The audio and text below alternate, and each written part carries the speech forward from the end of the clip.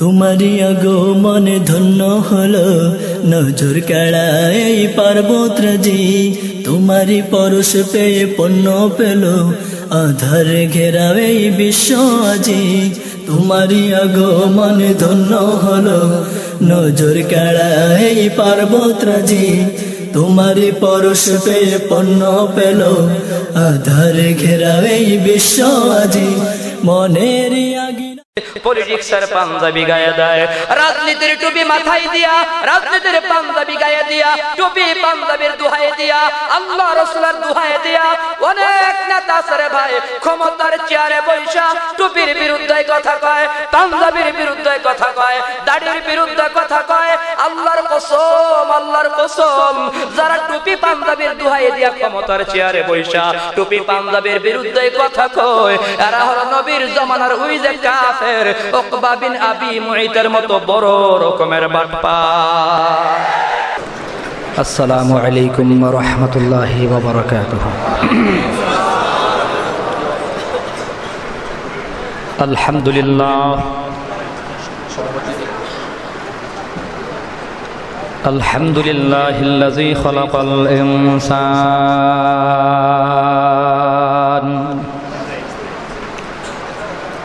وعلمه البيان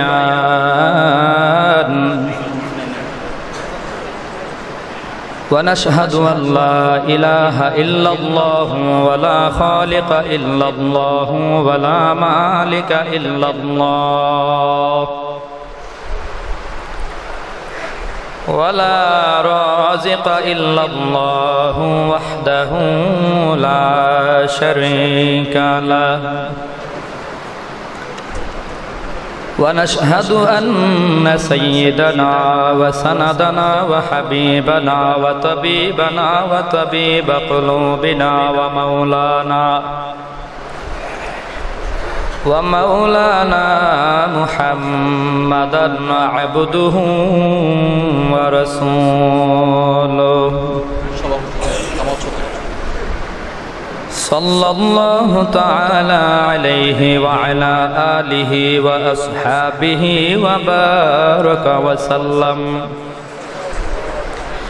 وبارك وسلم تسليما كثيرا كثيرا الذي أرسله الله تعالى بالحق بشيرا ونذيرا وداعيا إلى الله بإذنه وسراجا منيرا أما بعد فأعوذ بالله من الشيطان الرجيم بسم الله الرحمن الرحيم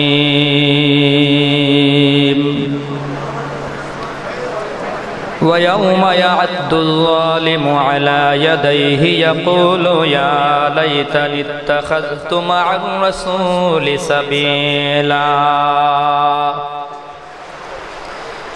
يا ويلتى ليتني لم أتخذ فلانا خليلا لقد أضلني عن الذكر بعد إذ جاءني وكان الشيطان للإنسان خذولا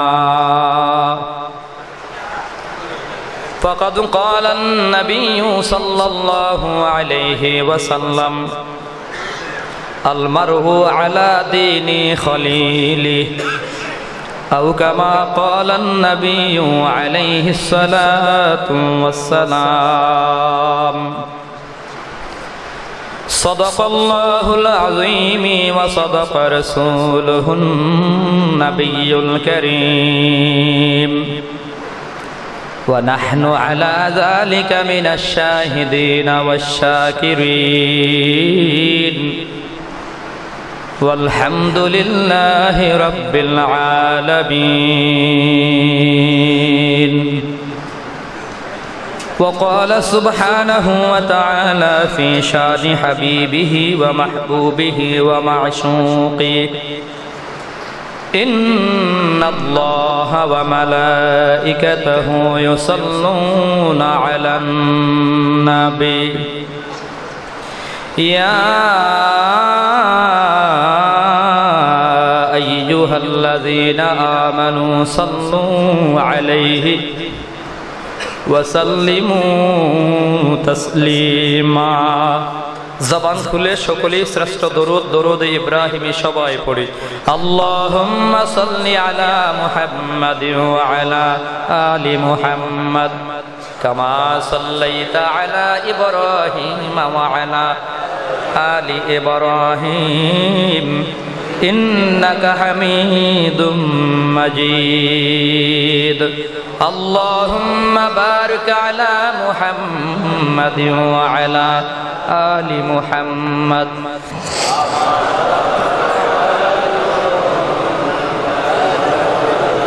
إنك حميد مجيد بلغ العلا بكماله كشف الدجى بجماله حسنت جميع خصاله मोहब्बत निये सकलेई पढ़ी बालागल उला बिकामालिही कशफत दुजा बिजमालिही हसनत जमीउ खिसालिही मुहम्मद की निशाना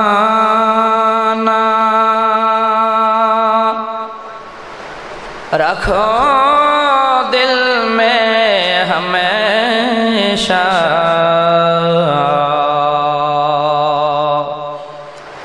ताकि सभी मर्द कमाल उम्मती मुस्तफा बलगल उला बिकमालिही कशफत दुजा बिजमालिही हसनत जमीउ खिसालिही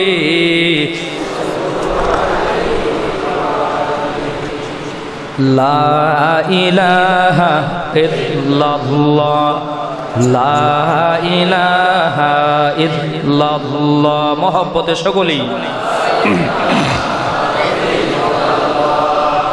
ला इलाहा इल्लल्लाह ला इलाहा इल्लल्लाह ला इलाहा इल्लल्लाह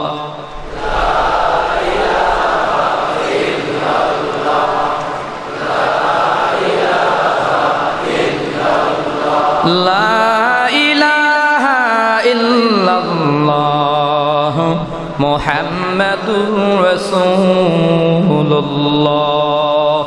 सल्लल्लाहु अलैहि वसल्लम दुनियादारी नहीं हमको जरूरत गुलाम अपना बना हमको खुदाया या इलाही मुझको मुझसे दूर कर ताकि देखूं मुझ में तुझको एक नज़र जन्नत दोज़ख से या रब क्या करूं आरज़ू है मैं तुझे देखा करूं हूर गिल्मा जितनी नियामत है ये तू सबसे बढ़कर नियामत दीदार तू ला इलाहा इल्लल्लाह ला इलाहा इल्लल्लाह ला इलाहा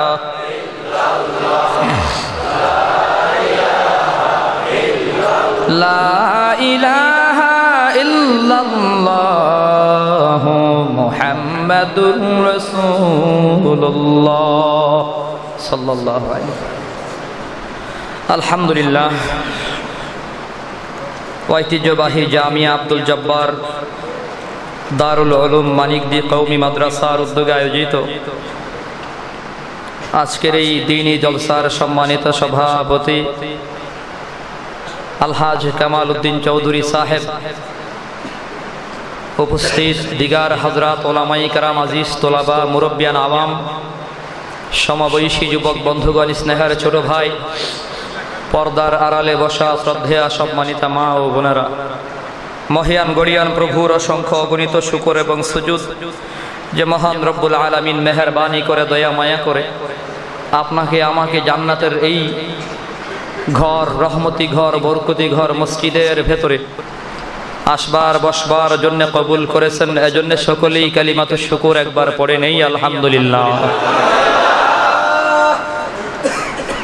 আসলেই জায়গাটা আমাদের জন্য অনেক ছোট হয়ে গেছে, বসা অনেক কষ্ট হচ্ছে সকলের। তারপরেও আরেকটু যদি কষ্ট করেন, আরেক ভাই যেন বসতে পারে, যে সামনের জায়গাটা পুরা করে বসবেন, সামান্য ফাঁকা জায়গা সেটাও একটু পুরা করে নেন যেন আরেক ভাই বসতে পারে। দিলে যাদের মহব্বত আছে একটু আগায়া যান, দিলে ভাইয়ের প্রতি যাদের মহব্বত আছে একটু আগায়া যান। মহব্বত না থাকলে আপনার আগাবার কোনো দরকার নাই। আমি মহব্বতের বিনিময়ে বলতেছি, যাদের অন্তরে মহব্বত আছে আগায়া যাবেন, মহব্বত নাই তো আগাবার কোনো দরকার নাই।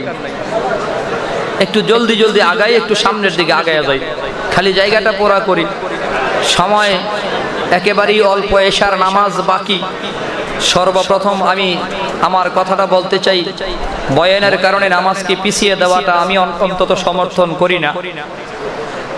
বয়ানের জন্য নামাজকে পিছিয়ে দেওয়াটা সমর্থন আমি করি না। যাই হোক, যেহেতু পিছিয়ে গেছে, এখন আমরা একটু পরে নামাজটা সকলে বা জামাত আদায় করে নেব। বাকি অল্প সময়, নামাজের সময়টাও খুব বেশি দূরে নাই, 10টা তো হয়েই গেল। তো অল্প সময় আলোচনা হবে, আমরা একটু সামনের দিকে আগে যাই, মহব্বতে আগাই। যাই হোক ভাইয়ার আমার, অল্প সময় আলোচনা করবে এ নিয়তে সিদ্ধান্ত আমার। এ কারণেই আমি সরাসরি আয়াতের ভেতর থেকে কথা বলতে চাই। আমি আপনাদের সামনে পবিত্র কালামুল্লাহ শরীফের 114 সূরার একটি সূরা নাম হচ্ছে সূরা ফুরকান। সূরা ফুরকানের 27, 28, 29 নম্বর আয়াতে কারিমা তিলাওয়াত করেছি। পাশাপাশি মহানবী, শ্রেষ্ঠ নবী, হায়াতুন নবী, জিন্দা নবী মুহাম্মদুর রাসূলুল্লাহ সাল্লাল্লাহু আলাইহি ওয়াসাল্লামের হাদিসের ভান্ডার থেকে এক টুকরা হাদিস পেশ করেছি।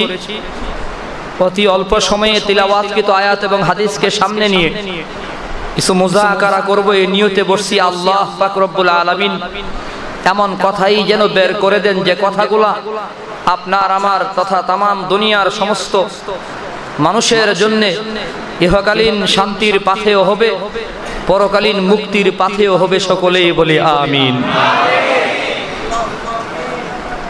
সূরা ফুরকানের 27, 28, 29 নম্বর 3 আয়াত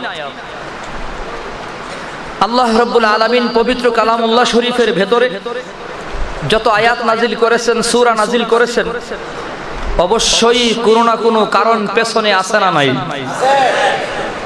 আপনাদের মেধা বা যোগ্যতা বা ব্রেইন, আপনাদের জ্ঞান কি বলে আল্লাহ কোরআনে এমনিতেই আয়াত নাজিল করেছেন? অবশ্যই কোনো টার্গেট আছে, উদ্দেশ্য আছে। প্রত্যেকটা আয়াত নাজিলের পেছনে একটি উদ্দেশ্য, অথবা কোনো এক ঘটনায়, কোনো এক প্রেক্ষাপটে আল্লাহ কোরআন শরীফের আয়াত তথা সূরা নাজিল করেছেন। প্রেক্ষাপট বা ঘটনাকে শানে নুজুল বা সববে নুজুল বলা হয় তাফসীর কারকদের পরিভাষায়।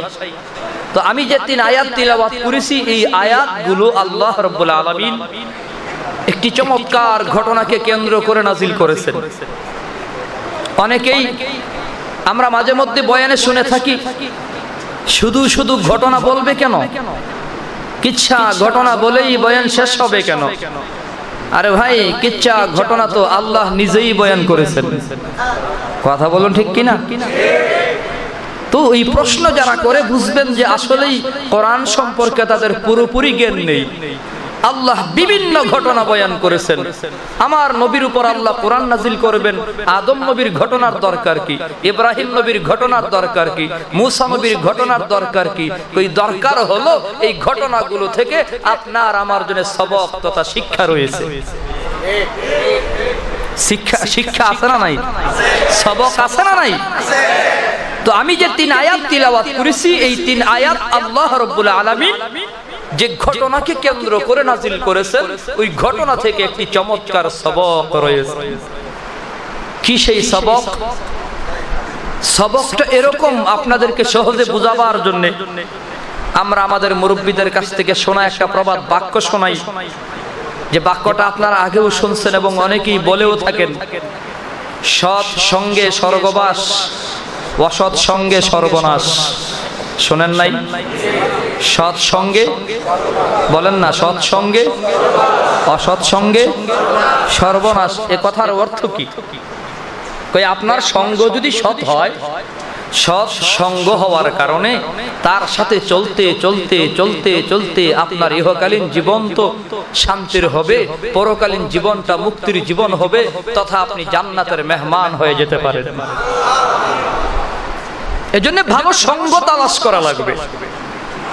আবার আপনার সঙ্গ যদি খারাপ হয়, আহবাব তথা দুস্থ যদি খারাপ হয়, বেয়াদব হয়, আপনার দুস্থ যদি বেদিন হয়, নাস্তিক মুরতাদ হয়, তাহলে আপনার ইহকালীন জীবনটাও ধ্বংস হবে, পরকালীন জীবনটাও ধ্বংস হয়ে যাবে। এই লম্বা কথাটার ব্যাখ্যাটার মূল প্রবাদ হলো, সৎসঙ্গে স্বর্গে বাস, অসৎসঙ্গে সর্বনাশ। তার মানে ভালো মানুষের সাথে চললে ভালো হওয়া যায়, খারাপ মানুষের সাথে চললে, কথা বলেন, এজন্যই আল্লাহ পরামর্শ দিচ্ছেন, ইয়া আইয়ুহাল্লাযীনা আমানুত্তাকুল্লাহ ওয়া কুনু মা'আস সাদিকিন। আল্লাহ বলে, ইমানদার আল্লাহকে ভয় করো। কাকে ভয় করো? সবাই বলেন, আয় পেছনের ভাইয়েরাও বলেন, ইয়া আইয়ুহাল্লাযীনা আমানুত্তাকুল্লাহ। ঈমান ওয়ালাকে আল্লাহ বলে, আল্লাহকে ভয় করো। ওয়া কুনু মা'আস সাদিকিন, সত্যবাদী আল্লাহ ওয়ালার সাথে চলো, সৎ সঙ্গের সাথে চলো, ভালো মানুষের সাথে, ভালো মানুষের সাথে। কেন? কই সৎ সঙ্গে স্বর্গবাস, অসৎ সঙ্গে সর্বনাশ। আপনার সঙ্গ যদি সৎ হয়, আপনার ইহকালীন জীবনটা যেমন ভালো হওয়ার সম্ভাবনা আছে, আবার পরকালীন জীবনটাও শান্তির জীবন পাওয়ার সম্ভাবনা আছে। আপনার সঙ্গ যদি খারাপ হয়, ইহকালীন জীবনটাও ধ্বংস হওয়ার সম্ভাবনা আছে, আবার পরকালীন জীবনটাও ধ্বংস হওয়ার সম্ভাবনা আছে। এর মানে হলো, ভালো মানুষের সাথে চললে ভালো হওয়া যায়, খারাপ মানুষের সাথে চললে খারাপ হওয়া যায়। কি প্রমাণ? কি প্রমাণ? মুসলমান সমাজে তাকায় দেখো, বহু যুবক আগে ভালো ছিল, কিন্তু এখন নেশা করে, এখন গাঞ্জা টানে, এখন ফেন্সিডিল টানে, এখন জুয়া খেলে। কেন মুসলমান? কেন? গভীর মনোযোগ দিয়ে যদি তালাশ করা হয়, তদন্ত করা হয়, তাহলে প্রমাণ হবে সঙ্গ দোষেই ছেলেটা খারাপ হয়ে গেছে। প্রমাণ আছে না নাই? আরে ভাই, মুসলমানের সন্তান হইয়া ধর্মের বিরুদ্ধে কেন কথা বলে জানো? মুসলমানের সন্তান হইয়া দাড়ির বিরুদ্ধে কথা বলে, মুসলমানের সন্তান হইয়া কোরআনের বিরুদ্ধে কথা বলে, মুসলমানের সন্তান হইয়া মাদ্রাসার বিরুদ্ধে কথা বলে, মুসলমানের সন্তান হইয়া টুপির বিরুদ্ধে কথা বলে, মুসলমানের সন্তান হইয়া ইসলাম ধর্মের বিরুদ্ধে কথা বলে। কেন মুসলমান? কেন? একমাত্র কারণ, ধর্মের দুশমন নাস্তিক মুরতাদের সাথে চলতে চলতে তার দিলটাও ধর্মের দুশমনের মতো হয়ে গেছে। মুসলমানের সন্তান হইয়া ধর্মের বিরুদ্ধে কথা বলার তো কোনো যুক্তি নাই। কেন বলে? ওই ধর্মের দুশমনের সাথে চলে। কার সাথে চলে? ওই নাস্তিকের সাথে চলে, বেঈমানের সাথে চলে, নাফরমানের সাথে চলে। চলতে চলতে দিলটা তার নাফরমানের দিল হয়ে গেছে। বাস্তবেই আপনারা তালাশ করে দেখবেন, খুঁজে দেখবেন, ধর্মের বিরুদ্ধে কথা বলে মুসলমানের সন্তান আছে না নাই? জোরে কোন? বাংলাদেশে বোধহয় একজনও নাই। হ্যাঁ হ্যাঁ, এ ভাই, আমাদের ধর্মের নাম কি? সবাই বলেন, ইন্নাদ দীনা ইনদাল্লাহিল ইসলাম। নিশ্চয়ই আল্লাহর কাছে মনোনীত ধর্ম হলো আরো জোরে কোন ইসলাম ধর্ম কি শুধু মোল্লা মৌলবীর, শুধু ইমাম মুয়াজ্জিনের, শুধু আওয়ামী লীগের, শুধুই কি বিএনপির, শুধুই কি চরমনাই পীর সাহেবের, শুধুই কি জাতীয় পার্টির? তামাম দুনিয়ার সকল মুসলমানের ধর্মের নাম হলো ইসলাম। আওয়ামী লীগের মুসলমান ভাইদের ধর্মের নাম ইসলাম, বিএনপির মুসলমান ভাইদের ধর্মের নাম ইসলাম, জাতীয় পার্টির মুসলমান ভাইদের ধর্মের নাম হলো ইসলাম। আমাদের ধর্ম ইসলাম। এ মুসলমান, তাহলে বোঝা যায় 92% মুসলমান দেশের মুসলমানের ধর্মের নাম হলো ইসলাম। সংবিধানে রাষ্ট্র ধর্মের নাম হলো ইসলাম, সংবিধানে রাষ্ট্র ধর্মের নাম হলো ইসলাম। মুসলমান বড় দুঃখ, রাষ্ট্র ধর্ম ইসলাম তুলে দেওয়ার স্লোগান মুসলমানের জবান থেকে হয়। এক মুসলমানের সন্তান দাবি করে সুযোগ পেলে রাষ্ট্র ধর্ম ইসলাম তুলে দেবে। আমি বলতে চাই 92% মুসলমানকে সাক্ষী নিয়া যে বেঈমান ধর্ম তুলে দিতে চাই, মুসলমান যেদিন সুযোগ পাবে এমন বেয়াদবদের জুতার বাড়ি লাগাইয়া ভারত পাঠাইয়া দেওয়া হবে।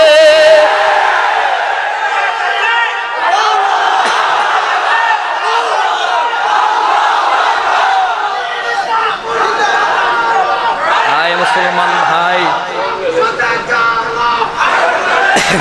আমার ভাইয়েরা, আমি আমার ধর্মের বিরুদ্ধে কথা বলতে চাই, কারো পক্ষ থেকে বাধা আছে নাকি ভাই? হ্যাঁ হ্যাঁ, ইসলাম ধর্মের পক্ষে কথা বললে, কোন হাজী সাহেব যদি কথা বলে, মনটা যদি তার বেজার হয়, যত বড় হাজী হোক না কেন, আল্লাহর কসম সে বেঈমান। হাজী হতে পারলেন, ইমানদার হতে পারেন নাই। আপনার আমার ধর্মের নাম কি? আরো জোরে বলেন কি নাম? জীবন দেওয়া যাবে, ইসলাম ছাড়া যাবে নাকি ভাই? এমনিতেই আল্লাহ রাজি হয়ে গেছে। এ মুসলমান ভাই, আমি বলতে চাই সকল মুসলমান আমরা ভাই ভাই। এটা আমার কথা না, নবীর কথা। নবীর কথা কার কথা? আল মুসলিমু আখুল মুসলিম, মুসলমান মুসলমানের। আরো জোরে কোন। আপনার আমার ভেতরে কোনো দ্বন্দ্ব নাই, ঠিক কিনা? আপনি আওয়ামী লীগ করেন বলে আমি আপনাকে দুশমন ভাবতে পারি না। আপনি আমার ভাই, আমি আপনার ভাই। বিএনপি করে বলেই সে আমার দুশমন নয়, মুসলমান হলেই আমার ভাই। জাতীয় পার্টি করে বলে আমার দুশমন নয়, মুসলমান হলেই আমার ভাই। মুসলমান ভাইরে আমি অরাজনৈতিক স্লোগান দিতে চাই, রাজনীতি করতে আসি নাই। মসজিদের ভিতর রাজনীতি করা যায় না, করা যাবেও না। মুসলমান কেন রে ভাই? কই মসজিদে সকল ধরনের লোক আছে রে ভাই। আর বিশেষ করে কথা হলো, আমি রাজনৈতিক মঞ্চেও আসি নাই। এখানে দাঁড়িয়ে দাঁড়িয়ে রাজনীতি করার কোনো মানে নাই। রাজনীতি করতে হলে রাজনৈতিক মঞ্চ দরকার আছে না নাই? আলাদা মঞ্চ কায়েম করেন, মসজিদে আলাদা ডেট করেন, হ্যাঁ অমুক দিন রাজনৈতিক আলোচনা হবে, ওই দিন করেন, অসুবিধা কি? বুঝাইতে পারলাম না? তার মানে আমি রাজনীতি করি না এমনটা নয়, আমিও কোনো না কোনো দল করি, ঠিক কিনা ভাই? আরে আপনি যদি একটা দল করতে পারেন, আমি পারবো না, বাধা আছে নাকি? গণতান্ত্রিক দেশে আমার অধিকার নাই? সকলের অধিকার আছে কোনো না কোনো দলে যাওয়ার। তবে কোন দল করব সেখানে আল্লাহ পাকের কিছু পরামর্শ নেওয়া দরকার। আমি আপনাদের সে পরামর্শ দেব না, দিতে চাই শুধু ওই যে সবক, যার সাথে চলবেন আপনি তার মতোই হবেন। কথা বলুন ঠিক কিনা? খারাপের সাথে চললে মানুষ খারাপ হয়, ভালো মানুষের সাথে চললে মানুষ ভালো হয়।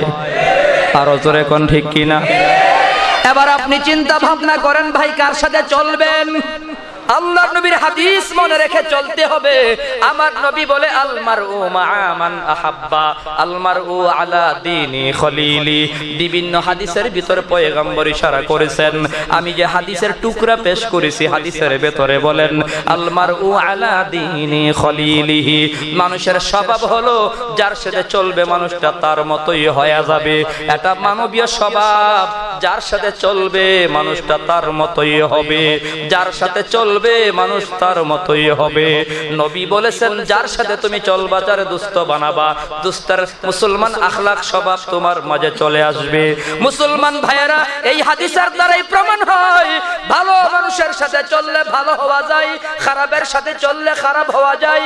এজন্যই কবি সুন্দর করে বুঝিয়ে দিচ্ছেন, ভাই আল্লাহ ওয়ালার সাথে চলো, ভালো মানুষের সাথে চলো।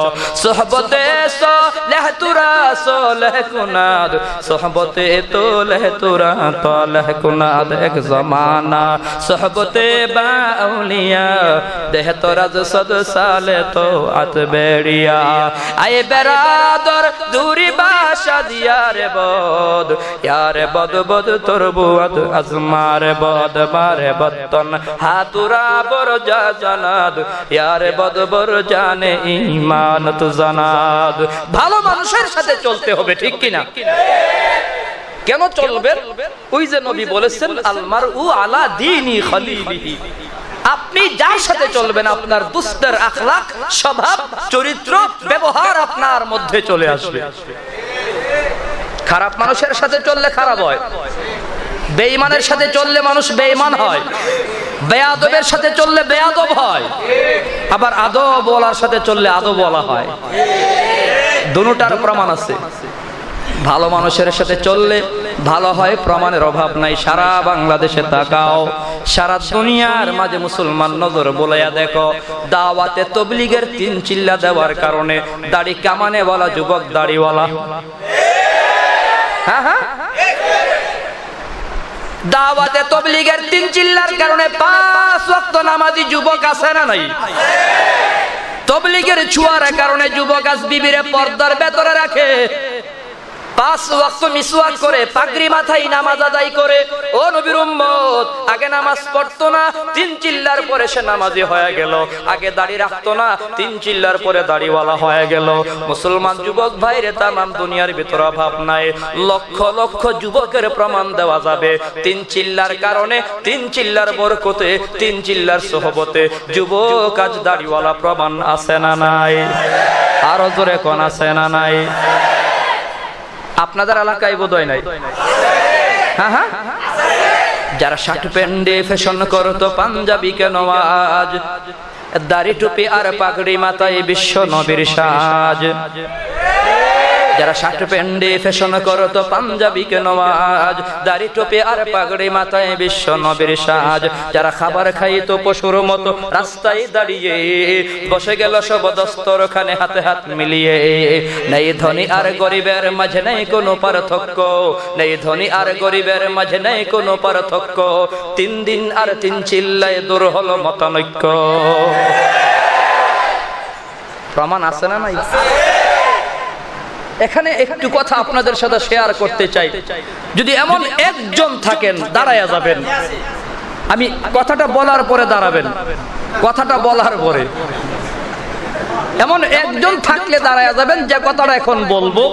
সারা দুনিয়ায় আপনি নজর করে ফিকির করে দেখেন, 3 চিল্লার কারণে যুবক আজ বদমাইশ, সন্ত্রাস, চাঁদাবাজ, মাস্তান।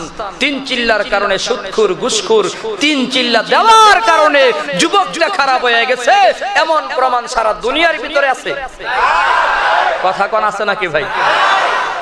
একজন ছেলের নাম দেখান না তামাম দুনিয়ার ভিতরে যে ছেলেটা আগে নামাজ পড়তো, 3 চিল্লা দিয়া নামাজটা ছেড়ে দিছে। ছেলেটা আগে দাড়ি রাখতো, 3 চিল্লা দিয়া দাড়িটা কামাইয়ে দিছে। ছেলেটা আগে টুপি পরতো, 3 চিল্লা দেওয়ার কারণে টুপির বিরুদ্ধে কথা বলে। ছেলেটা আগে ভালোই ছিল, 3 চিল্লার কারণে এখন খারাপ হয়ে গেল। প্রমাণ আছে নাকি ভাই? কথা কোন আছে নাকি? উল্টাটা, আগে নামাজ পড়তো না, 3 চিল্লার কারণে এখন নামাজি আছে না নাই? আগে দাড়ি কামাইতো, 3 চিল্লার কারণে এখন দাড়িওয়ালা। কথা কোন আছে না নাই? এরপরেও তুমি তবলিগের বিরুদ্ধে কথা বলবা কেন? 3 চিল্লার বিরুদ্ধে কথা বলার কোনো সুযোগ তো নাই, কারণ তবলিগ করে একটা ছেলে খারাপ হয়েছে তামাম পৃথিবীতে কেউ প্রমাণ দিতে পারবে না। আমি আপনাদের বিবেকের আদালতে প্রশ্ন রেখে যাই, এমন একটা লোক আপনি তালাশ করে বের করবেন, যেদিন আপনি বের করতে পারেন যে আগে ছেলেটা ভালো ছিল, চিল্লা দেওয়ার কারণে এখন সন্ত্রাস হয়ে গেল, আমি এরপর থেকে তাবলীগের বিরুদ্ধে বয়ান করব ইনশাআল্লাহ। আছে প্রমাণ? তো খামাখা তাবলীগের বিরুদ্ধে কথা বলার কারণটা কি? পায়ে ধরে বলি বাবা, বোঝার চেষ্টা করবেন যুবক ভাই, কি ভাবসাব ছিল। আমি প্রায় বয়ানে আমি আমার আপন ছোট ভাইয়ের একটা কারগুজারি বলি। 7 ভাই আমার, সকলের ছোট মোহাম্মদ দিন, ইসলাম তার নাম। নামটা কত সুন্দর, কিন্তু ইসলামের সাথে তার কোনো সম্পর্কই নাই। ভাবটা এরকম ছিল, এক এক সময় এক এক নায়কের ভাব। হঠাৎ করে দেখি স্টাইল একরকম, তার বন্ধুকে জিজ্ঞাসা করলাম ব্যাপার কি, এখন এমন কেন? ওই সালমান খানের ভাব। কয়েকদিন পরেই স্টাইল ভিন্ন, আরে কি হইল এর? এখন ঋত্বিক রোশনের ভাব। ভারতের নায়কদের ফলো করে এমন যুবক আছে না নাই? আমাদের দেশের স্মার্ট যুবকদের কথা বলতেছি। স্মার্ট যুবকরা ভারতের নায়কদের মতো প্যান্ট খালি নিচের দিকে নামায়, ঠিক কিনা ভাই? আধুনিক স্মার্ট ছেলেদের প্যান্ট নিচে যাইতে যাইতে এমন এক জায়গায় ঠেকছে, এখন পেছন দিক থেকে তাকাইলে খাল বিল দেখা যায়। আরো জোরে এখন, ঠিক কিনা ভাই? আরে আছে না নাই? এটা হলো আধুনিক ছেলে, স্মার্ট ছেলে। তো ছোট ভাই বিভিন্ন সময় বিভিন্ন স্টাইলে চলে। একটু ভাবতেছি কি করে একটা রাসূলের আদর্শের ভেতরে আনন্দ যায়, একটা পথ খোলা দরকার। নিজে তো আর সময় দিতে পারি না। তো হঠাৎ করে একদিন খানার টেবিলে আমার আব্বার সামনেই বললাম, এই বছর ইজতেমায় তোকে যেতেই হবে, না হয় বাড়ি জায়গা নাই। ঠিক আছে, আমি রাজি হয়ে গেলাম। ইজতেমার মাঠে চলেও গেছে। আমাকে ফোন দিয়ে বলতেছে, ভাই চলে আসছি, 3000 টাকা পাঠিয়ে দেন। পাঠিয়ে দিলাম। কই আপনার বেডিংটা পাঠিয়ে দেন। আমি আবার চিল্লার সাথী, এই কারণে আমার প্রত্যেকটা বয়ানে চিল্লার পক্ষে চিল্লাই বেশি। কারো অ্যালার্জি আছে নাকি ভাই? চিল্লার ব্যাপারে অ্যালার্জি থাকলে আল্লাহর ওয়াস্তে ট্যাবলেট খান। কি ট্যাবলেট? 3টা দিন সময় দিয়ে দেখেন না তাবলীগ খারাপ না ভালো, একবার দেখে যান। আরে কোন হুজুর কোন পীর সাহেব তাবলীগের বিরুদ্ধে কথা বললো, আপনি শুনেই দৌড় দিবেন কেন? আপনার যাচাই করার মতো মেধা আছে, 3টা দিন সময় দিয়ে দেখেন না ভালো না খারাপ। গরম জিনিসে ধরলে গরম বুঝতে পারেন, ঠান্ডায় ধরলে ঠান্ডা বুঝতে পারেন। তাবলীগ ভালো না খারাপ করলেই তো আপনি বুঝতে পারবেন। কথা কন না ভাই? আরে আমি হুজুর বললাম, আপনার কান নাই, আপনি দৌড় মারছেন। ওই সিলের পেছনে কান নিয়ে গেছে। আকল না বেকল? আরো জোরে কন না।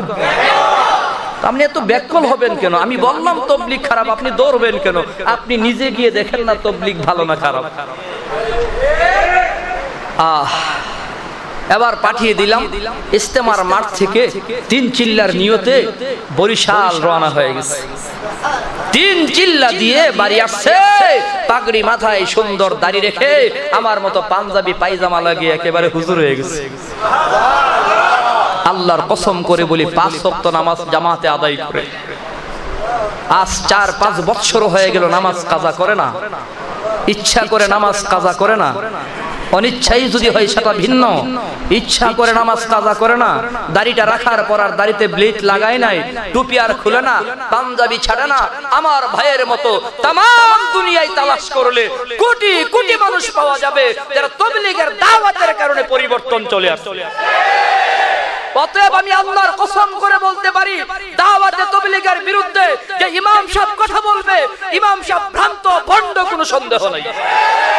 দাওয়াতে তাবলীগের বিরুদ্ধে যে বক্তা বয়ান করবে, ওই বক্তা ভণ্ড বেয়াদব, কোনো সন্দেহ নাই। দাওয়াতে তাবলীগের বিরুদ্ধে যে পীর কথা বলবে, ওই পীর ও দুনিয়াদার, পেট পূজারি পীর, ভণ্ড বেয়াদব, কোনো সন্দেহ নাই। পায়ে ধরে বলবো, বুঝার চেষ্টা করেন, মেমোরিতে ঢুকান না ভাই। ভাই তাবলীগ ওয়ালারা এমন কি ক্ষতি করছে আপনার, তারে গাইলেইতে হবে? এরা তো কাউকে গালি দেয় না। তাবলীগ ওয়ালারা কেউ কাউরে গালি দেয়? পিঠে মরায়া মরায়া মানুষকে নামাজের কথা কয়। বেজার হন না কিরে ভাই? হাত রেখে বলতে চাই, ভাইয়েরা আমার, যে কথাটা বলতেছিলাম, দাওয়াতে তাবলীগের ছোঁয়ায় বহু যুবক দাড়িওয়ালা।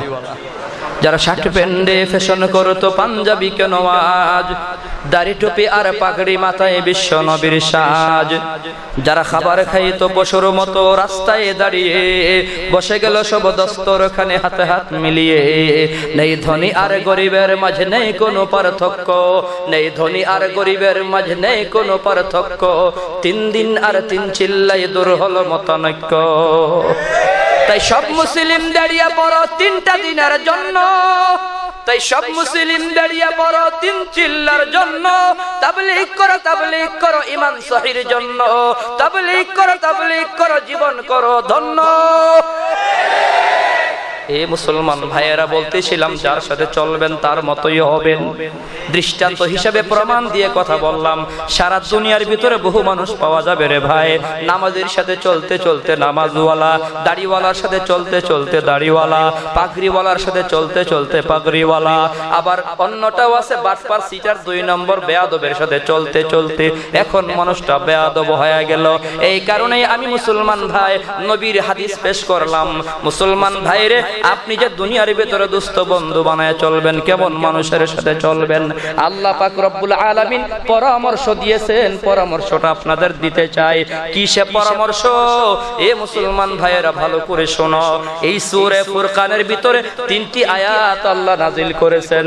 3 আয়াতের পেছনে যে ঘটনা লুকিয়ে আছে, ঘটনাটা বড় চমৎকার, বড় শিক্ষণীয় ঘটনা। যেই ঘটনা থেকে আমরা সবক পাবো, যার সাথে চলবো তার মতোই হব। বুঝেন নাই? ভুলে গেছেন নাকি? আরে যার সাথে চলবো তার মতোই, এটা নবীর কথা। কার কথা? আরো জোরে বলেন না, কার কথা? আপনি নিজে ঠিক করে নেবেন কার সাথে চলবেন। কারণ দুনিয়াতে যার সাথে চলবেন তার সাথে আপনার কিয়ামত হবে। আলমারউ মা মান আহাব্বা। আমরা মাঝে মধ্যে আরো প্রবাদ শুনি, যার সাথে যার মহব্বত তার সাথেই তার কিয়ামত। কথা কোন? আরো জোরে কোন? পথে মহব্বত কার সাথে কায়েম করবেন ভালো করে শুনেন। যেই ঘটনাটা প্রেক্ষাপটে আল্লাহ আয়াত নাজিল করেছেন, এই প্রেক্ষাপট বড় মজার। প্রেক্ষাপটের মূল নায়কের নাম হলো উকবা বিন আবি মুঈত। উকবা বিন আবি মুঈত নবীর জামানায় এক কাফের, বড় সরদার লেভেলের কাফের। খেয়াল করে শুনেন, ওই কাফের হওয়ার পরও তার একটা ভালো গুণ ছিল। প্রত্যেক বছর ব্যবসায়ী যত লাভ হইতো, লাভের টাকা দিয়া মানুষদের মেহমানদারি করে খাওয়াইতো। কাফের হওয়ার পরও মানুষদের দাওয়াত করে খাওয়াইতো। সুবহানাল্লাহ কোন? আরে ভাই, মানুষকে দাওয়াত করে খাওয়ানোর জন্য দিল লাগে, দিল। কিপটার ঘরের কিপটা অনেক টাকার মালিক, জীবনে কাউরে দাওয়াত দেয় না, 1 কাপ চাও খাওয়ায় না, আছে না নাই? আরে দাওয়াত খাওয়ানোটা দিলের ব্যাপার। দাওয়াত করে খাওয়ানোটা বড় মজার এক আমল, খুব দামি এক আমল। নবী কই 3টা আমল এমন আছে যে 3টা আমল করলে বান্দাটা নিরাপদে জান্নাতের মেহমান। 1 নম্বর হলো আফসুস সালাম। বেশি বেশি করে সালাম দাও, বেশি বেশি করে। আরো জোরে করেন। সালামের ক্যাম্পাসার হয়ে যাও। ওয়া আতইমুত তাআম, মানুষদের দাওয়াত করে খাওয়াও। সাল্লু বিল্লাইলি ওয়ান নাসু নিয়াম। নবী কই রাতের বেলা নামাজ পড়ো যখন মানুষ ঘুমায়। ফালতাদখুলুল জান্নাতা বিসসালাম, এবার তুমি নিরাপদে জান্নাতের মেহমান হয়ে যাও। নিরাপদে জান্নাতের মেহমান হওয়ার জন্য 3টা আমল। 3 আমলের ভিতরে একটা আমল হলো দাওয়াত করে খাওয়ানো। মুসলমান দাওয়াত করে খাওয়ানোটা অনেক বড় একটা আমল। উকবা বিন আবি মুঈত কাফের হওয়ার পরও মক্কার মানুষদের দাওয়াত করে খাওয়াইতো। একদিন মনে মনে ভাবতেছে, এই বছরে ব্যবসার ভিতরে যা লাভ হলো, প্রতি বছরের মতো মানুষদের দাওয়াত করে খাওয়ায়, এই বছরও খাওয়াবো, তবে একটা ভালো মানুষকে দাওয়াত দিতে চায়। একটু খেয়াল করে যুবক ভাই, কাফের হওয়ার পরও ভালো মানুষকে দাওয়াত দিতে চায়। আমার আপনার নবীও বলেছেন, ওয়ালা ইয়াকুলু মালাকা ইল্লা তাকি। পরহেজগার মুত্তাকি ভালো মানুষদের দাওয়াত করে খাওয়াও। তুমি তোমার মাল থেকে ভালো মানুষের জন্য খরচ করো। নবীর উম্মত কাফের হওয়ার পরে একজন ভালো মানুষকে দাওয়াত দিতে চাই। উকবা বিন আবি মুঈত কাফের হওয়ার পরেও ভালো মানুষ তালাশ করতে আছে। ও নবীর উম্মত, মুসলমান ভাইয়েরা, আমরাও তো খাওয়ার আয়োজন করি, অনেক টাকাওয়ালা টাকার গরমে বাবার নামে খরচ করে, মায়ের নামে খরচ করে, মৃত মায়ের নামে বাবার নামে খানার আয়োজন করে, লক্ষ টাকা খরচ করে গরু মহিষ জবাই করে খাবারের আয়োজন করে। নিজের চোখে দেখছি টাকাওয়ালা টাকার গরমে খানার আয়োজন করে। এলাকার সর্দার মাতব্বর দানসুর গমসুর বাটপার সিটার 2 নম্বর সুদখোর ঘুষখোর গুলারে চেয়ারে বসায়া বসায়া খাওয়ায়, আর গরিব মানুষগুলারে মাটিতে বসায়া দেয়। বাস্তবে আছে না নাই? আরে দুঃখের সাথে বলি, এই টাকাওয়ালা ভাই মায়ের নামে বাবার নামে খরচ করে, মৃত মানুষের নামে খরচ করলে এই খাবারের মালিক হয়ে যায় গুরাবা, ফুকারা, মাসাকিন, যারা অসহায়, যাদের ঘরে খাবার নাই, অন্ন নাই, বস্ত্র নাই, এরা হলো খাবারের মালিক। তাদের জন্য খাবারের আয়োজন করে দানসুর গমসুর সুদখোর ঘুষখোর বাটপার সিটার গুলাকে চেয়ারে বসে বসে খাওয়ায়, গরিব মানুষদের মাটিতে বসে খাওয়ায়। আল্লাহর কসম, তার খাবার আল্লাহর দরবারে কবুল হবে না। বাস্তবে সমাজে আছে না নাই? 3 দিনা 40 আমাদের সমাজে চলে, এক আজীব ব্যাপার। 40 দিন পরে গরু জবাই করে খাওয়াইছে, এরপরে মা বাবার আর খবর নাই। কে বলছে নি মুখ হারাম তোমাকে 40 দিন পরে একটা খাবার আয়োজন করো? প্রত্যেক দিন মার নামে বাবার নামে সওয়াব রাসানি করা দরকার, ঠিক কিনা? তোরে মা কি শুধু 40 দিন তোমার আদর করেছে? আজীব ব্যাপার। কাফের বেঈমান হওয়ার পরও ভালো মানুষ তালাশ করে, সুবহানাল্লাহ। আর একটা কাফেরের দিল আমার আপনার দিলের ভিতরে কত ব্যবধান হয়ে গেল। নবীর জামানার কাফের হওয়ার পরও ভালো মানুষ দাওয়াত দেবে তালাশ করতেছে, গভীর মনোযোগ দিয়ে তালাশ করে। হঠাৎ করে তার দিল তাকে বলতেছে, ওকবারে শুধু মক্কাই কেন, আসমানের নিচে জমিনের উপরে তামাম দুনিয়ায় যদি তুমি তালাশ করো, আব্দুল্লাহর ছেলে মুহাম্মদের চেয়ে ভালো মানুষ আর নাই। আছে নাকি ভাই?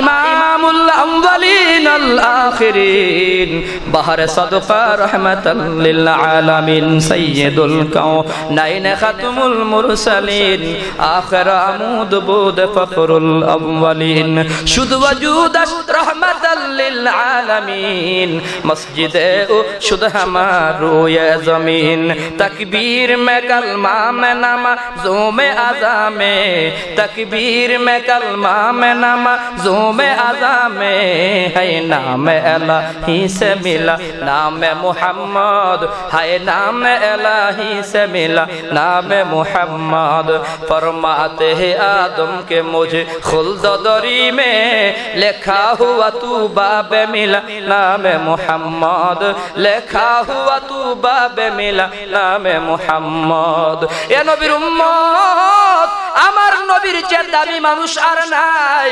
কাফের হওয়ার পরও তার দিল সাক্ষী দিল মুহাম্মদের চেয়ে ভালো মানুষ আর নাই। খ্রিস্টানের দিল সাক্ষী দেয় আমার নবীর চেয়ে দামি আর কেউ নাই। মাইকেল এইচ হার্ট নামের একজন খ্রিস্টান মনীষী ও মুসলমান একটি বই লিখেছেন 100 মনীষীর জীবনী, দি 100 যেটাকে বলা হয় 100 মনীষীর জীবনের ভিতরে 100 মানুষের জীবন সে বয়ান করেছেন। এর ভিতরে আমাদের নবীর বয়ানও আছে, নবীর জীবনী আলোচনা করেছেন। ভূমিকার ভিতরে লিখছেন, আমি খ্রিস্টান ধর্মের অনুসারী, খ্রিস্টান হওয়ার কারণে স্বভাবত কারণে আমি আমাদের ধর্মের নবী ঈসার জীবনী আগে লেখার কথা, কিন্তু ঈসার জীবনী আগে লিখি নাই। ঈসার নামটা আমি আগে লিখি নাই। আমি যখন সিদ্ধান্ত নিলাম ঈসা নবীর জীবনী আলোচনা করব, আমার দিল ডাক ডাক ওই মাইকেল ছাড়, তুমি যত বড় ঈসার উম্মত হও না কেন, তোমার বইয়ের ভিতরে তোমার পুস্তকের ভিতরে 100 মনীষীর ভিতরে মুহাম্মদ যেহেতু আছে, ভালো করে শুনিয়ালো মুহাম্মদের চেয়ে ভালো মানুষ আর নাই। অতএব আমি খ্রিস্টান হইয়া বিবেকের তাড়নায় খ্রিস্টান হওয়ার পরও মুসলমানের নবী মুহাম্মদের নামটা আগে লিখেছি, মুহাম্মদের জীবনীটা আগে বয়ান করেছি। কাফের বেঈমান হওয়ার পর আমার নবীকে ইজ্জত করেছে, সম্মান করেছে। এ নবীর উম্মত, দুঃখ আজকে বাংলাদেশের ভিতরে মুসলমানের সন্তান হইয়া নবীর বিরুদ্ধে কথা বলে, মুসলমানের সন্তান হইয়া নবীর চরিত্রের বিরুদ্ধে কথা বলে, মুসলমানের সন্তান হইয়া নবীর সুন্নাত দাড়ির বিরুদ্ধে কথা বলে। এ নবীর উম্মত, আর প্রতিবাদ নয়, প্রতিবাদ নয়, এখন থেকে প্রতিরোধ করতে হবে। যেখানে যে জায়গায় নবীর বিরুদ্ধে কথা বলবে, বেঈমানদের জিহ্বাটা টান দিয়ে ছিঁড়ে ফেলতে হবে।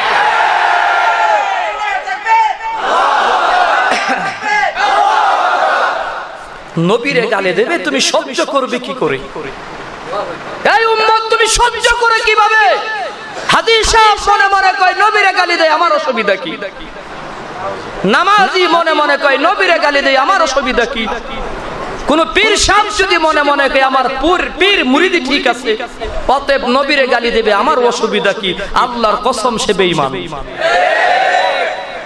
কারণ ইমানদার হওয়ার জন্য নবীকে জীবনের চেয়ে বেশি মহব্বত করা লাগবে। কথা বলুন ঠিক কি না? ইমানদার হওয়ার জন্য নবীকে জীবনের চেয়ে কম না বেশি? আর জোরে কর। সামান্য যদি কম হয় বেঈমান।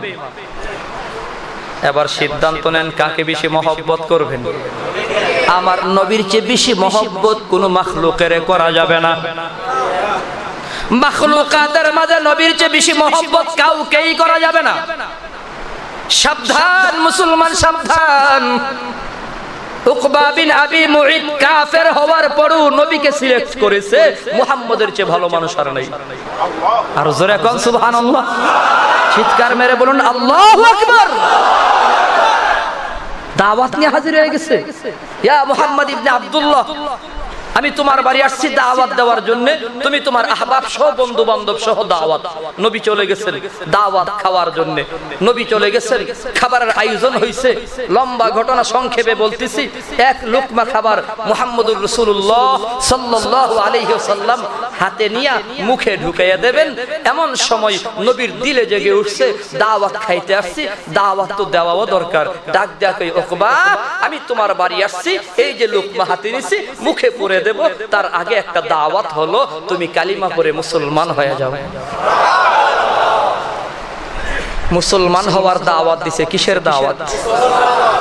এই দাওয়াতটা ছোট না বড়? খাওয়ার দাওয়াত বড় না দিনের দাওয়াত বড়?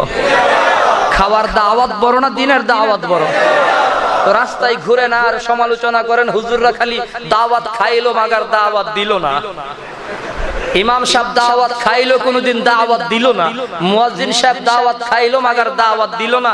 আরে মিয়া, আপনি তো দেশি মুরগ একটা জবাই করেছেন, সামান্য 1 কেজি গরুর গোশত কিনে এনে আর কয়েকটা মাছের টুকরা করে ইমাম সাহেবের খাওয়ার দাওয়াত দিবেন। হুজুর আসেন আমার বাড়ি খেয়ে যান।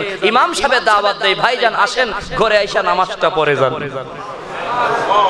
নামাজের দাওয়াত দেয়। খাওয়ার দাওয়াত বড় না নামাজের দাওয়াত বড়? আর জোরে কর না ভাই। ইমাম সাহেব দাওয়াত দেয় না, কে বলছে? আমি তো বলি আসলে যারা সমালোচনা করে হুজুররা দাওয়াত খায়, দাওয়াত দেয় না, এরা বেশিরভাগ এরকম পাবেন জীবনে হুজুররা দাওয়াত দেয়া খাওয়ায় নাই। যারা খাওয়ায় এরা আর উল্টা পকেটে যাইতা 500 টাকা ঢুকাইয়া দিয়া ওই হুজুর দোয়া করে হাদিয়া দিয়া দেয়, খাওয়ায়ও দেয়, দিয়াও দেয়। আলেম ভক্ত যারা, ঠিক কিনা জোরে কোন? বেজার হচ্ছেন নাকি বাবা? আর কিছুক্ষণ হবে আলোচনা। নবী দাওয়াত দিছে, কালিমার দাওয়াত। খেয়াল করেন, উকবা মুসলমান হয়ে যাও। আর মুসলমান হওয়ার দাওয়াতটা কত বড়! নবী কই আল ইসলামু ইয়ানহাদিমু মা কানা ক্বাবলাহু। ইসলাম ধর্ম গ্রহণ করার সাথে সাথে পেছনের জীবনের সমস্ত গুনাহ মাফ। আর জোরে কোন।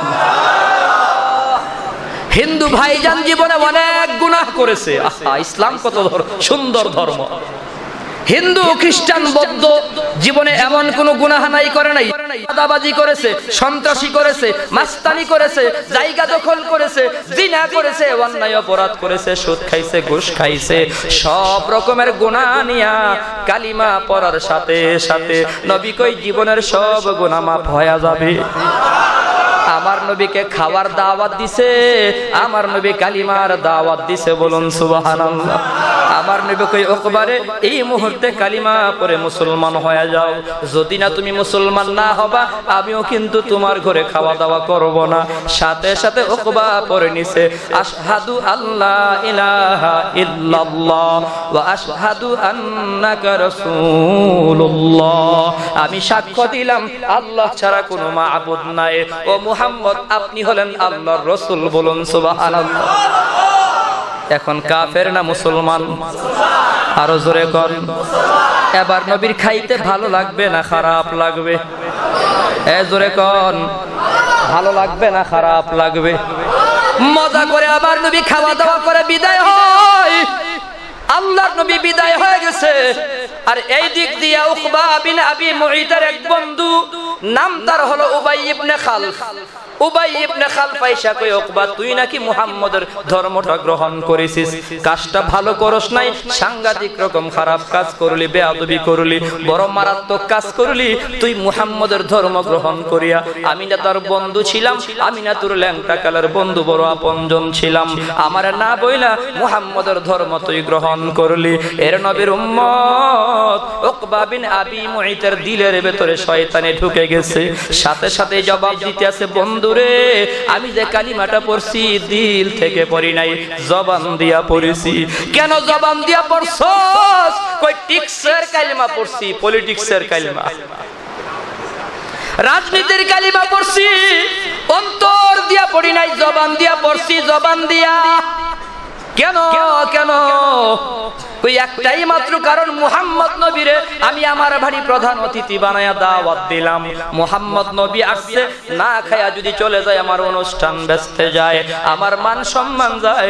ইজ্জত বাঁচাবার জন্য টিক্সের কালিমা পড়লাম, পলিটিক্সের কালিমা, রাজনীতির কালিমা। ও মুসলমান ভাই, আমাদের সমাজে বহু মুসলমান আছে রে ভাই, যারা পলিটিক্সের টুপি মাথায় দেয়, পলিটিক্সের পাঞ্জাবি গায়ে দেয়, রাজনীতির টুপি মাথায় দিয়া, রাজনীতির পাঞ্জাবি গায়ে দিয়া, টুপি পাঞ্জাবির দোহাই দিয়া, আল্লাহ রাসূলের দোহাই দিয়া অনেক নেতা আছে রে ভাই, ক্ষমতার চেয়ারে বৈশা টুপির বিরুদ্ধে কথা কয়, পাঞ্জাবির বিরুদ্ধে কথা কয়, দাড়ির বিরুদ্ধে কথা কয়।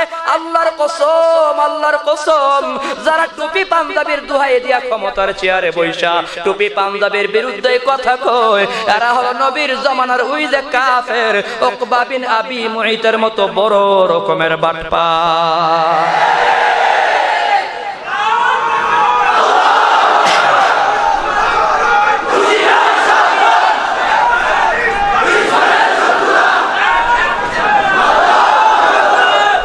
ভাইয়েরা আলহামদুলিল্লাহ বলেন, আরো জোরে আলহামদুলিল্লাহ। পলিটিক্সের কালিমা পড়ছে, রাজনীতির কালিমা। খেয়াল করেন এ ভাই, এদিকে তাকান। শেষ করে দেব নাকি কথাটা? একটু শেষ করে যাই, ফিনিশিং দিয়ে যাই। হ্যাঁ হ্যাঁ, বেজার হচ্ছেন নাকি ভাই? অসুবিধা হয়? আরে ইসলামের পক্ষে কথা বলা যাবে না? দাওয়াতের পক্ষে কথা বলা যাবে না? আমি তো আল্লাহ এবং রাসূলের দিকে দাওয়াত দিচ্ছি। আপনি যে দলই করেন না কেন, আপনি হাসরের দিন মিয়া কি জবাব দেবেন? আল্লাহ প্রশ্ন করবে তুমি কোন দলে ছিলা? আওয়ামী লীগ, বিএনপি, জাতীয় পার্টি, এইগুলার আল্লাহর কাছে বেইল আছে নাকি? কথা কর না। আরে আল্লাহর কাছে বেইল আছে নাকি মিয়া? পরিচয় দেওয়া লাগবে আমি মুসলমান, ঠিক কিনা? জোরে কর। এটাই হলো আমার আপনার দুনিয়ার পরিচয় এবং আখিরাতের পরিচয়। আমরা কি? আর জোরে কর না ভাই, মুসলমান আমরা ভাই ভাই হিসেবে, আমাদের ভিতরে দ্বন্দ্ব নাই, ফাসাদ নাই, ঝগড়া নাই, এক কাতারে দাঁড়িয়ে আল্লাহকে চিনতে চাই, নবীকে চিনতে চাই, আল্লাহর হুকুম মতো, নবীর তরিকা মতো জীবনটাকে চালাইতে চাই, ঠিক কিনা? জোরে কর। আল্লাহু আকবার। সমস্যা কি ভাই? মাঝে মধ্যে একজনে কথা কয়, আলোচনা শুনেন একটু ভালো করে, শেষ করে দিচ্ছি তো আমি। এবার নবীর কাছে চলে গেছেন উকবা বিন আবি মুঈত, কই আমি দিল থেকে কালিমা পড়ি নাই। ওই প্রমাণ কি? তুই যে দিল থেকে পড়স নাই, মুহাম্মদের দরবারে যাওয়া লাগবে, মুহাম্মদ রাসূলের, মুহাম্মদের চেহারার ভিতরে থুতু মারতে হবে। আর জোরে কর নাউজুবিল্লাহ। বেঈমান রাজি হয়ে গেল। বেঈমান রাজি হয়ে প্রমাণ দেওয়ার জন্য বন্ধু বান্ধব নিয়ে নবীর কাছে গেছে। আমার নবী তো সরল মনা, সরল দিলওয়ালা নবী মুহাম্মদুর রাসূলুল্লাহ সাল্লাল্লাহু আলাইহি ওয়াসাল্লাম। আবেগের ঠেলাই মুহাম্মদুর রাসূল তো মহব্বতের ঠেলাই, মহব্বত দিলের ভিতরে ভাব নাই, মহব্বত নিয়েই চেহারা মুবারক আগায় আগায় কথা বলতে চাচ্ছে। বেঈমান নবীর চেহারার সামনেই থুতু মারছে। আমার নবীর কলিজার ভিতরে যেন আগুন ধরিয়া গেল। উকবা বিন আবি মুঈত যখন থুতু মারছে, আমার আমার নবীর কলিজায় যেন আগুন ধরিয়া গেছে, দিল ভেঙ্গে চুরমার হয়ে গেছে। আমার নবী চোখের পানি সরে সরে কান্দে, পয়গম্বর তো কষ্ট পাইছে। ও নবীর উম্মত, নবী চোখের পানি সরে সরে কান্দে। আল্লাহ রাব্বুল আলামিন অবস্থা দেখে জিবরাইল আমিনকে পাঠিয়ে দিয়েছে, জিবরাইল আমিন যাও। জিবরাইল আমিন আমার তিলাওয়াতকে তো সূরা ফুরকানের 27-28 নম্বর আয়াত নিয়ে হাজির হয়ে গেছে। আয়েশা বলে, ওয়া ইয়াউমা ইয়া'আদ্দুল যালিমু আলা ইয়াদাইহি ইয়াকুলু ইয়া লাইতানি ইত্তাখাযতু মা'আর রাসূলি সাবিলা। ও নবী, ওই দিন কাফের বেঈমানদের অবস্থা কি হবে জানেন? যারাই আপনার গালে থুতু মারলো, আপনার আদর্শ গ্রহণ করে নাই, আপনাকে মহব্বত করে নাই, ভালোবাসে নাই, আপনাকে দোস্ত বানাই নাই, এরা হাসরের দিন আফসোস করে বলবে, আহারে আহারে, হায় হায়, কেন মুহাম্মদুর রাসূলকে বন্ধু বানালাম না। এরা বলবে, ইয়া ওয়াইলাতা লাইতানি লাম আত্তাখিজ ফুলানান খলিলা। আহারে, কেন যে অমুক তমুকের বন্ধু বানালাম, দোস্ত বানালাম, কেন যে মুহাম্মদুর রাসূলকে বন্ধু বানালাম না। এরা আঙ্গুলের গোশত কামড়াবে আর আফসোস করবে, বলবে, লাকাদ আদাল্লানি আনিজ যিকরি বাদা ইজ জাআনি। ধর্ম তো পাইয়াই গেছিলাম, সৎ পথের সন্ধান আমি পাইয়াই গেছিলাম, আমি তো মুসলমান হইয়াই গেছিলাম, তারা এবার আমাকে গোমরা করে ফেললো। আল্লাহ বলে, ওয়া কানা শাইতানু লিল ইনসানি খাযুলা। শয়তান মানুষকে বিপদের সময় ধোঁকা দিয়া থাকে। এজন্য মুসলমান ভাইয়ের আমার, পদ আমার ছুটে যাবে, আমার নেতাগিরি ছুটে যাবে, আমার ক্ষমতা ছুটে যাবে, আমার সরদারি মাতবরি ছুটে যাবে। এই বিপদ আপদ মুসিবতে যখন পড়বা, শয়তান তখন তোমারে ধোঁকা দিয়া বলবে, আলেম রে ভালো করে গালি দে, তোর পজিশন বেড়ে যাবে, দাড়িওয়ালার গালি দে, তোর ইজ্জত সম্মান বেড়ে যাবে। শয়তান তখন তোমাকে বলবে, মাদ্রাসার বিরুদ্ধে কথা বল, তোর পজিশন বেড়ে যাবে, আহমদ শফিরে গালি দে, তোর পজিশন এখন বেড়ে যাবে। মুসলমান হুঁশিয়ার থাকা লাগবে, শয়তান ধোঁকা দেবে, ধোঁকায় পড়া যাবে না। মুসলমান ভাইয়ের আমার, বড় দুঃখের সাথে বলতে হয়, কোটি কোটি মুসলমানদের হৃদয়ের স্পন্দন আল্লামা শাহ আহমদ শফি সাহেব দামাত বারাকাতুহুমের ব্যাপারে এক নাস্তিক বেঈমানে কয়, ওনারে ওনাকি জেলখানায় নেওয়া দরকার। এরে মুসলমান ভাই, আমি বলবো, শয়তানের ধোঁকায় পড়িয়া কালের স্রোতে বেশে, দলের স্রোতে বেশে, নেতার স্রোতে বেশে মাদ্রাসার বিরুদ্ধে কথা বলিও না, আলেমের বিরুদ্ধে কথা বলিও না, টুপিদারের বিরুদ্ধে কথা বলিও না, বরং আলেমদের পক্ষে দাঁড়ায়া যাও। এতদিন গালি দিছো বেঈমান, কোনো প্রতিবাদ করি নাই। 92% মুসলমান দেশের ভিতরে আমরা মুসলমান ভাই ভাই, আবার যদি কোনো আলেমরা গালি দেয়, কোনো মাদ্রাসার বিরুদ্ধে কথা কয়, কোনো টুপিদার নিয়ে ঠাট্টা মশকরা করে, তাহলে বাংলার জমিন থেকে তার যে কোনো মূল্য বিদায় করা লাগবে। এই ব্যাপারে ঐক্যবদ্ধ হবে।